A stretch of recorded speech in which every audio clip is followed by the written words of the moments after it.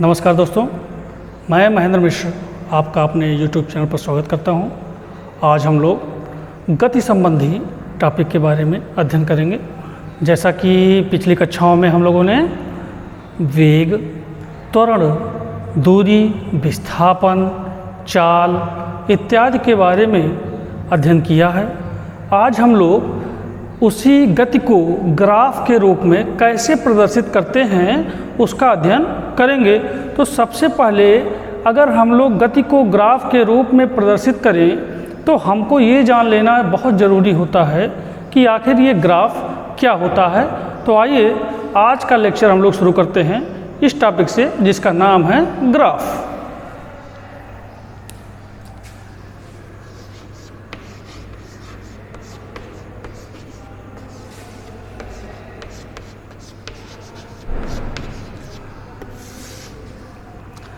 Graph वह माध्यम है जिसकी सहायता से किसी भी पिंड की स्थिति को प्रदर्शित किया जाता है। अर्थात हम ये कह सकते हैं कि अगर कोई पिंड गतिमान अवस्था में है या विराम अवस्था में है तो वह किसी न किसी तल पर, किसी न किसी रेफरेंस पर वह गतिमान होगा या विराम में होगा। उसकी इसी स्थिति को जो प्रदर्शित कर दे, दर्शा दे, उसी को कहते हैं ग्राफ। तो इसका डेफिनेशन हो जाता है किसी भी पिंड की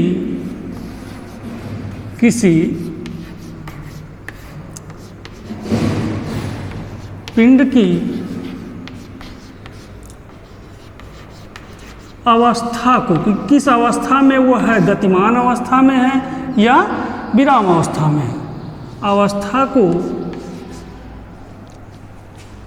प्रदर्शित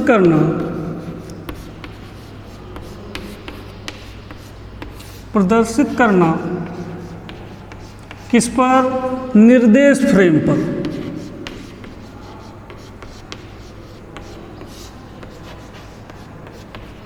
इसको कहते हैं फ्रेम ऑफ रेफरेंस।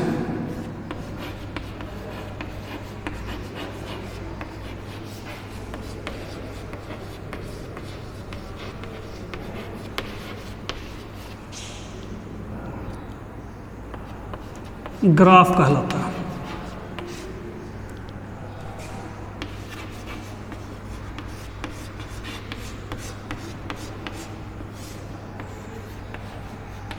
अब ये निर्देश फ्रेम या फ्रेम ऑफ रेफरेंस होता क्या है? तो सबसे पहले निर्देश फ्रेम या फ्रेम ऑफ रेफरेंस को समझने के लिए हमको ये जानना होता है कि वस्तु का इनिशियल स्टेट क्या था, बीच में वो कहाँ कहाँ जा रहा है और वस्तु की फाइनल स्टेज क्या है। तो निर्देश फ्रेम या फ्रेम ऑफ रेफरेंस को देखते हैं, इसको समझने का प्रयास करेंगे। फिलहाल ग्राफ में हम लोग किसी भी पिंड की अवस्था को प्रदर्शित करने का, उसे दर्शाने का काम करते हैं।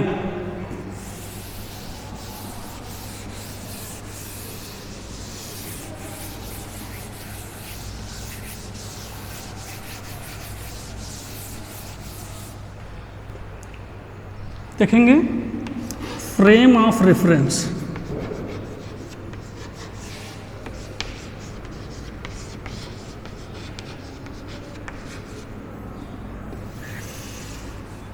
या निर्देश तल या निर्देश फ्रेम इसे कहते हैं।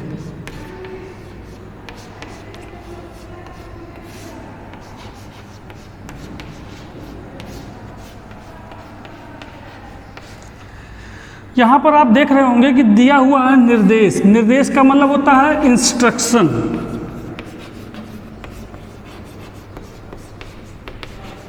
और तल, तल का मतलब कि किसी न किसी प्लेन पर वह पिंड स्थित होगा जिसका इंस्ट्रक्शन, जिसका निर्देश हमें ज्ञात है, उसी को ग्राफीय रूप में प्रदर्शित करना होता है। इसको प्रदर्शित करने के लिए हम लोग इसके इनिशियल पॉइंट, मूल बिंदु से इसकी स्टार्टिंग करते हैं और मूल बिंदु से संबंधित तल पर, संबंधित फ्रेम पर उसे प्रदर्शित कर देते हैं। तो ये जो तल होता है यह जो है तीन प्रकार का होता है। XY तल, YZ तल, Z एक्स तल और एक्स वाई जेड तल। इस तरह से दिए गए इंस्ट्रक्शन को, दिए गए निर्देशों को हम लोग संबंधित तल पर प्रदर्शित जब कर देते हैं, उसी को कहते हैं कि किसी भी पिंड का ग्राफीय निरूपण हमने कर दिया। और कहाँ किया? निर्देश तल पर किया, निर्देश फ्रेम पर किया। किसी भी पिंड की जो गति होती है प्रायः वह 3 दिशाओं में हो सकती है।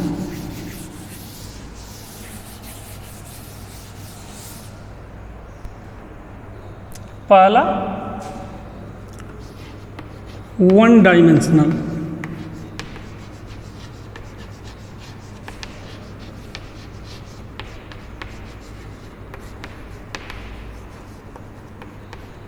इसको कहते हैं एक दिशिक गति।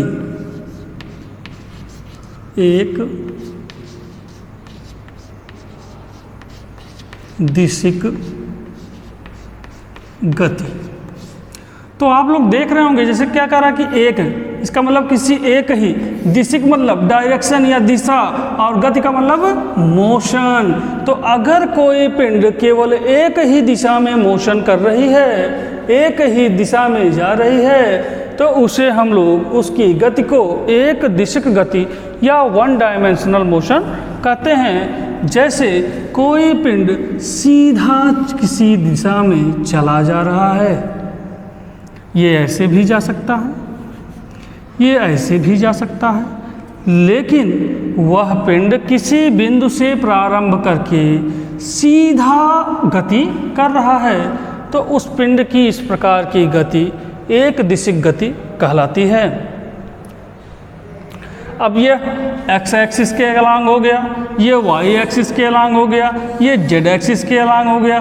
तो इस तरह से हम लोग देख रहे हैं कि या तो वह एक्स अक्ष पर चल रही है, या तो वाई अक्ष पर चल रही है, या तो जेड अक्ष पर चल रही है। अगर हम इसे फ्रेम ऑफ रेफरेंस पर प्रदर्शित करना चाहें या किसी निर्देश तल पर प्रदर्शित करना चाहें, तो इस प्रकार से प्रदर्शित कर सकते हैं कि ये एक्स अक्ष है, ये वाई और ये जेड, ये हमारा इनिशियल पॉइंट, मूल बिंदु, इसे ओरिजिन कहते हैं।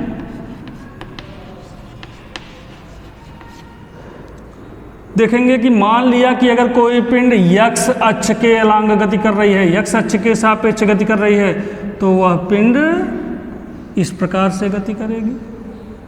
अगर कोई पिंड वाई पर गति कर रही है, तो वह वाई अक्ष पर केवल गति करेगी। और अगर कोई पिंड या जेड अक्ष के अलांग जा रही है, तो वो जेड एक्सिस पर अलांग जो गति करेगी। तो इस प्रकार से जब कोई पिंड किसी एक एक्सिस के, किसी एक दिशा में, निश्चित दिशा में गति करती है, तो इस प्रकार की गति को एक दिशिक गति या 1 डायमेंशनल मोशन कहा जाता है। इसे 1D से रिप्रेजेंट करते हैं। इसका डेफिनेशन देखेंगे।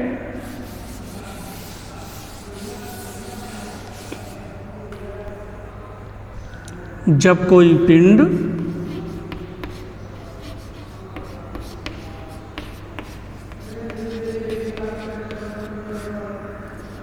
एक निश्चित दिशा के सापेक्ष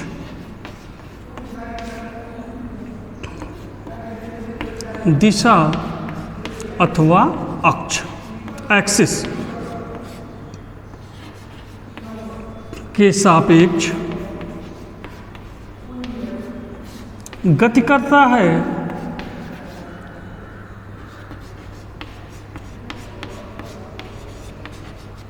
तो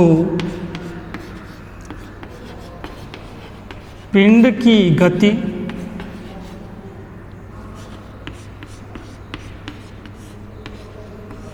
एक दिशिक गति अथवा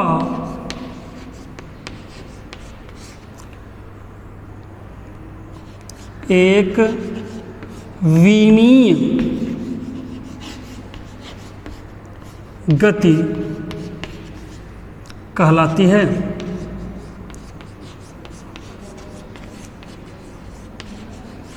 तो इस प्रकार से जब कोई पिंड किसी एक डायरेक्शन के अलोंग मोशन करता है तो पिंड की गति को एक दिशिक गति कहते हैं। अगला जो पॉइंट हम लोग को पढ़ना है वो है दो विमीय गति या द्विदिशिक गति।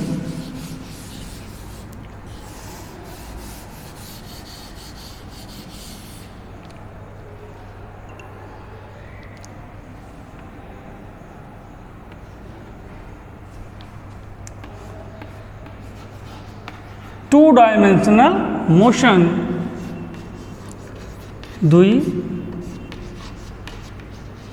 द्विविमीय गति। एक दिशिक गति में या एक विमीय गति में हम लोगों ने देखा कि जो हमारा पिंड था वो केवल एक ही डायरेक्शन में चलता था। द्विविमीय गति में क्या होता है कि कोई पिंड किसी तल पर चलता है, जैसे तल देख लेंगे x, y, और कोई पिंड इस प्रकार से गति कर रहा है। इसका मतलब कि x में भी डिस्प्लेस हो रहा है और y में भी डिस्प्लेस हो रहा है।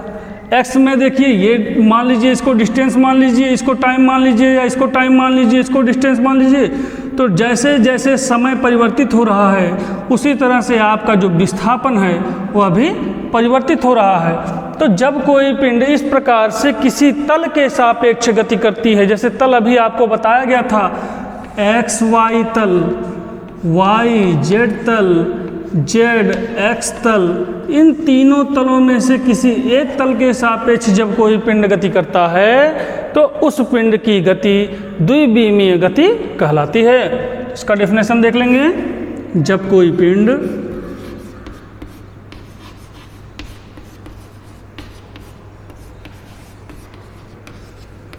किसी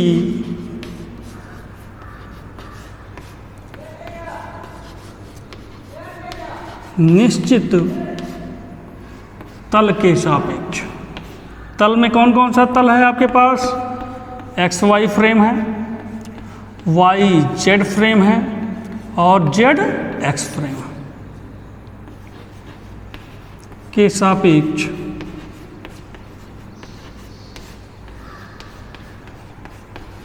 गति करता है तो पिंड की गति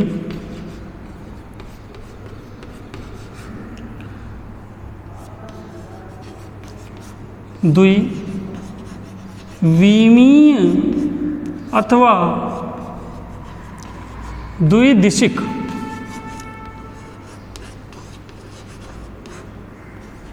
गति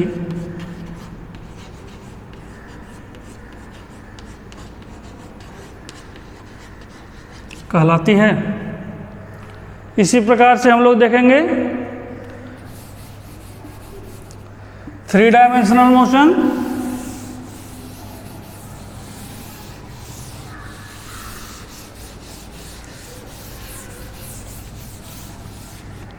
द्विदिशिक गति को 2D से रिप्रेजेंट किया था।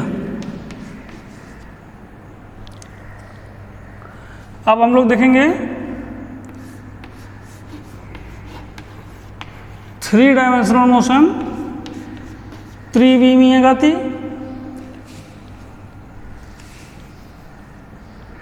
इसी में एक अक्ष और बैठा लेंगे, जेड एक्सिस, और त्रिविमीय गति तब होती है जब उस पिंड की गति तीनों अक्ष के तीनों तल पर उस पिंड की गति अगर हो रही है तो उस पिंड की गति त्रिविमीय गति कहलाती है। तो इसका डिफिनेशन हो जाता है बच्चों कि जब कोई पिंड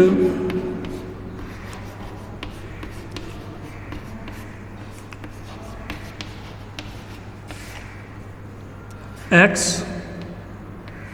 वाई तथा जेड अक्ष के सापेक्ष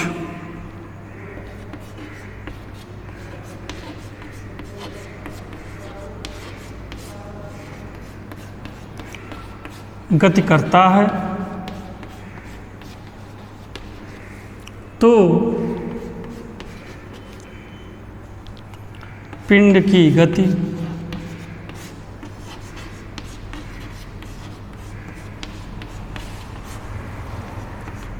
त्रिविमीय गति कहलाती है।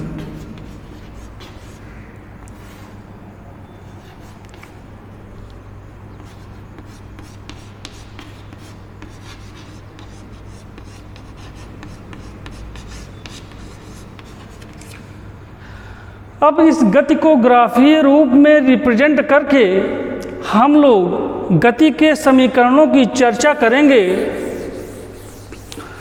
हम लोग देखेंगे कि कैसे कोई पिंड ग्राफीय रूप में गति को प्रदर्शित करवाता है, अथवा यह देखेंगे कि किसी पिंड की गति समय के सापेक्ष कैसे परिवर्तित हो रही है। उसको प्रदर्शित करने से पहले हम लोग देखते हैं कि ये जो ग्राफ हम लोग अभी पढ़े हैं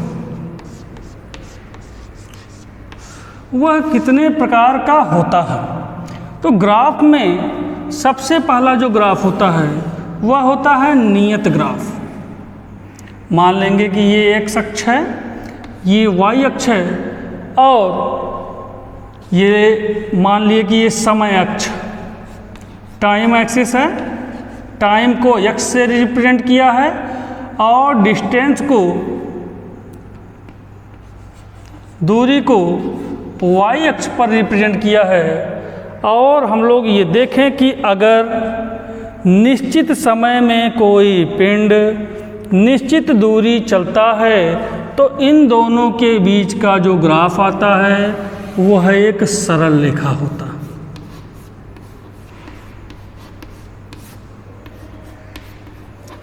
इस ग्राफ को कांस्टेंट ग्राफ कहते हैं।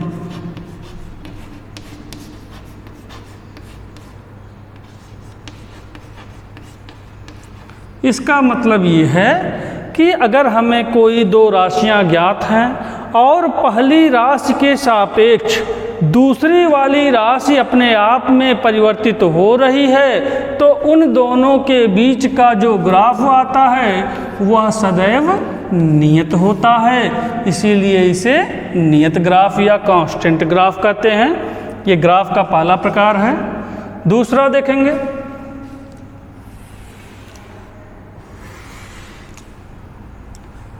X axis, Y axis. ये हो गया हमारा टाइम, ये हो गया डिस्टेंस। अब अगर समय भी बदल रहा है निरंतर और जो हमारी दूसरी राशि दी गई है वह भी निरंतर परिवर्तित हो रही है, कभी कम हो रही है, कभी ज़्यादा हो रही है, तो इस तरह के ग्राफ को परिवर्ती ग्राफ कहते हैं। परिवर्ती ग्राफ का मतलब कि यह अपने आप को लगातार बदल रहा है। यहाँ देखेंगे कि इनिशियल पॉइंट से ये वैल्यू चालू हो गया, 0 से चालू हो गया, फिर यहाँ कुछ दूसरी वैल्यू है, यहाँ दूसरी वैल्यू है, यहाँ दूसरी वैल्यू है, यहाँ दूसरी वैल्यू है, यहाँ दूसरी वैल्यू है, यहाँ दूसरी वैल्यू है, यहाँ फिर से देखिए अब घटना चालू हो गया, यहाँ से लगातार डिक्रीज कर रहा है। तो देख रहे हैं कि कभी वो समय के अनुसार ही अपने आप को इंक्रीज भी कर रहा है और समय के अनुसार ही अपने आप को डिक्रीज भी कर रहा है, अपने आप को परिवर्तित लगातार कर रहा है। तो इस तरह के ग्राफ को परिवर्ती ग्राफ कहते हैं। परिवर्ती ग्राफ में एक तरह से और परिवर्ती ग्राफ को आप प्रदर्शित कर सकते हैं। इस तरह से देखेंगे कि रैंडमली ये अपनी पोजीशन को चेंज कर रहा है, इसीलिए इस ग्राफ को हम लोग परिवर्ती ग्राफ कहते हैं।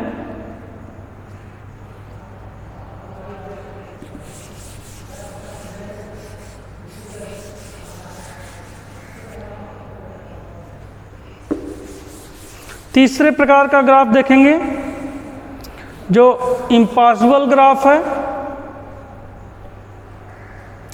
कि अगर समय हमारा निश्चित और वस्तु उसी समय में अनेकों स्थानों पर पाई जा रही है। किसी दिए गए समय में मान लीजिए कि 5 सेकंड का ये समय है, उसी 5 सेकंड में वस्तु यहाँ भी है, यहाँ भी है, यहाँ भी है, यहाँ भी है, यहाँ भी है, यहाँ भी है, हर जगह मौजूद है। तो इस तरह का ग्राफ जो है असंभव ग्राफ होता है, क्योंकि एक ही समय में कोई पिंड प्रत्येक स्थान पर पाया नहीं जा सकता। ऐसा केवल ईश्वर कर सकते हैं, इसीलिए इस ग्राफ को हम लोग असंभव ग्राफ कहते हैं। दूसरे तरह का ग्राफ और देखेंगे आप, एक ग्राफ कि समय हमारा परिवर्तित हो रहा है, लेकिन जो विस्थापन है, जो दूरी है, वह परिवर्तित नहीं हो रही है। तो यह भी एक प्रकार का नियत ग्राफ होता है।